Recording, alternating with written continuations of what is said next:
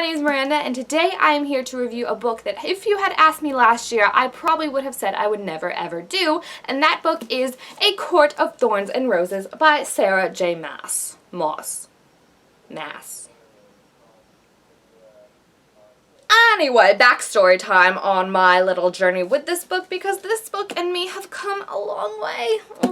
Picked up this book last year when it first came out after hearing so many good things about it and how much hype it had surrounding it, and for various reasons the book just did not click with me. I think I was also reading a lot of fantasy books at the time, so my brain just could not take another complex, intricate, hard to pronounce name and place of characters, and I just couldn't do it. And then another reason, which was probably the biggest reason, was the love interest Tamlin. I hated him. I thought he was such a douche-wazzle, and everyone loved him, even Feyre, the main character, and I was just like, please save me from this endless suffering. So I put the book down, never even thought of picking it back up until flash forward to May 2016, which this month, and I was hearing and seeing so many good things about the sequel, A Court of Mist and Fury. I kid you not, the thing that really cemented it for me was when I logged onto Tumblr one morning and I just saw that someone's status was, Tamlin, you are a douchebag and I can't wait to watch you burn. And I was just like, is this a fluke? People starting finally to come around to the Tamlin hate train that I've been on the one-man show on for the past year. So I did a little research, and yeah, the Tamlin tag, not the prettiest tag right now if you like Tamlin. If you don't like Tamlin, however, it's literally reading it and you're like, ha ha ha, wah, ha. So yeah, I decided that I was going to read A Court, Mist and Fury. I considered just skipping to the second one, but I thought, why not get the backstory of Court and Thorns and Roses? Thorns and Roses, not Throses and Roans.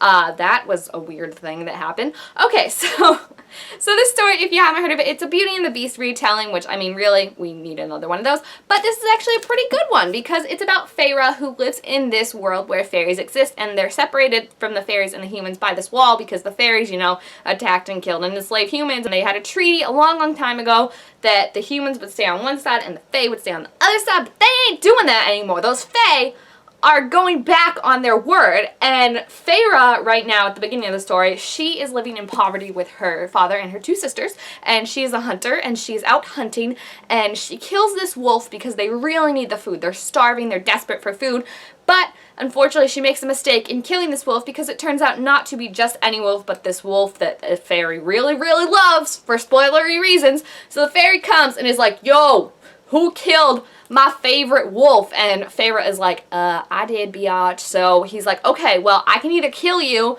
right here in front of your family, add some nice little red blood splatter to this paint decoration that you got going on, or you can come back with me to my house over the wall, never see your family again, and live with me for the rest of your life. Feyre's like, what the heck? I just needed some food for my family, and now I gotta go live with Creepy McCreeperzord. She goes off with this man that we later learned is named Tamlin, and he is a high court fae of the Spring Court, and the Spring Court, they're not doing so great. They have this curse over them. You find out that they're all forced to wear masks for the last 50 years, which honestly, in hindsight, yes, that sucks, but you have all your toes and all your limbs, so stop bitching so much. Okay, you have to wear a mask and you can't, people can't see your cheekbones. Calm the frick down, Spring Courts. They're such drama queens. Feyre is trying to put herself in this new world. She's a human, she's breakable, she's delicate, she's not like these fae that are very sophisticated and very glamorous and very dangerous, scary dangerous going on. Literally every time she accidentally ran into a fae that was trying to kill her, I was like, please take a shot because you'll be drunk. It just happens so much. But Feyre is a really badass character. I don't mean to belittle her. She's really cool. The only problem I have is the focus, like I said, on Tamlin and the love story, because I hate Tamlin. I hate him so much. There's just so much in this book, knowing what you know in the second book. There are lines that are just My favorite one that I found, because I feel like this sums up Tamlin's character pretty well, is a scene that happens pretty early on. It's on page 71. And Feyre is describing Tamlin when she rejects his offer to go out and walk the gardens with him or something like that. And she says that he had a half smile, not so pleasant, no doubt unused to being denied. And I feel like that sums up Tamlin's character. You find out his motives for things. Yes, they seem pure and it seemed genuine, but I'm just reading them and I'm like, okay, you got yourself into this situation, this curse, now you're trying to, like, get yourself out, but, like, you got yourself in the first place. So, like, not to say that, like, okay, you don't deserve to get yourself out, but, like, I think it's stupid and a little selfish that he has to use other people and continues to use other people to get himself out of this situation. Like, I feel like he really hasn't learned his lesson. So I don't like Tamlin at all. I could go on for about 50 minutes about how much I hate Tamlin the Tool, and every time Feyre, like, started growing close to him, I was just like, back away from him, honey.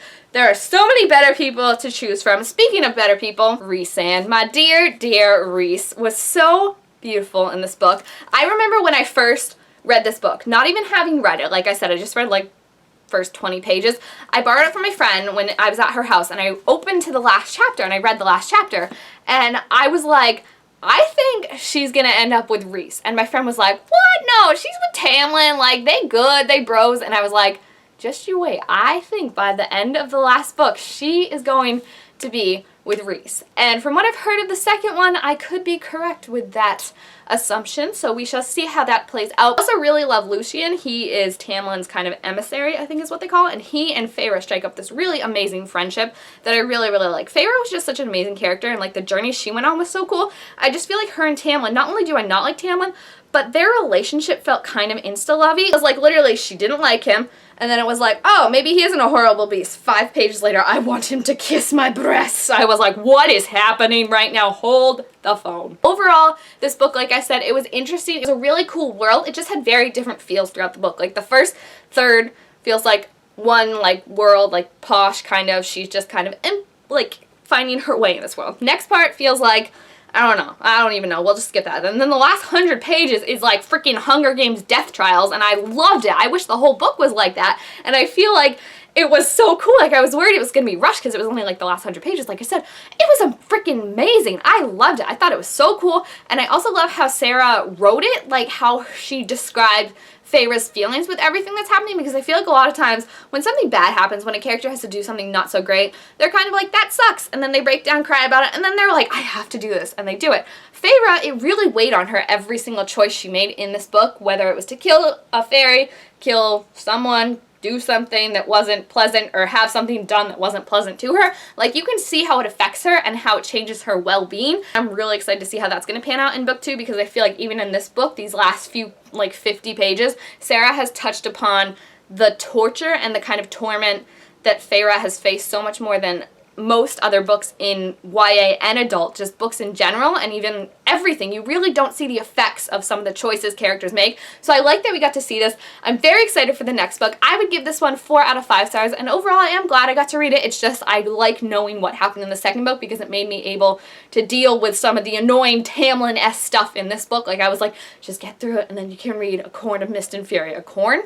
A court. Why do I keep pronouncing this book so wrong? It's horrible. But anyway, yeah, if you enjoyed this book and read it, please feel free to leave your thoughts about it down below in the comments. Make sure to give this video a thumbs up if you enjoyed it, and also subscribe to my channel down below to be told when I make all sorts of new videos, and I will see you guys next time. Bye!